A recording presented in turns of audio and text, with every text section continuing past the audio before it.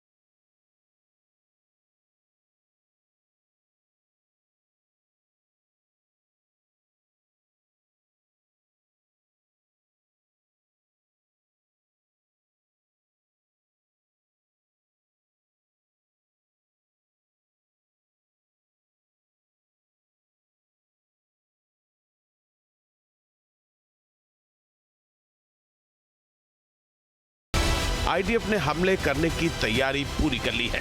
प्रधानमंत्री Benjamin Netanyahu को target ये भी बता दिया गया है कि इस बार अलग रणनीति के साथ आक्रमण किया जाएगा ताकि जून 2025 और फरवरी में शुरू हुए युद्ध के दौरान जो हासिल नहीं किया जा सका उसे पूरा कर लिया जाए।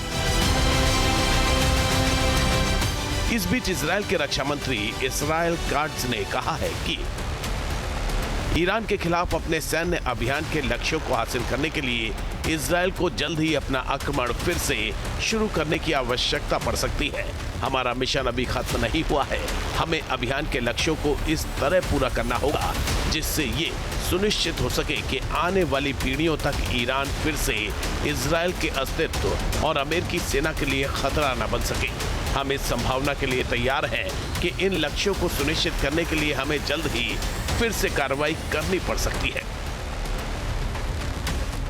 ईरान की तबाही के लिए इजरायल ने 24 घंटे वाला प्लान सेट किया है।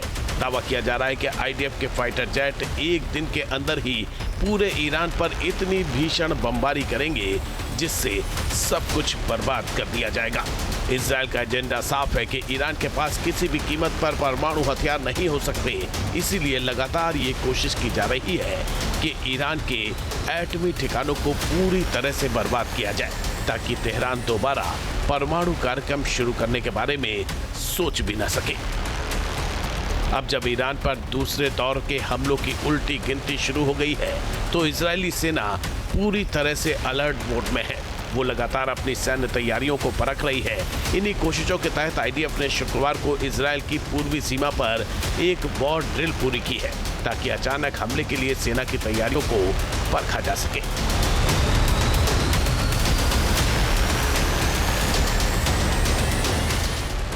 आईडीएफ ने पूर्वी सीमा और डेड सी इलाके में सल्फर एंड फायर युद्धाभ्यास किया।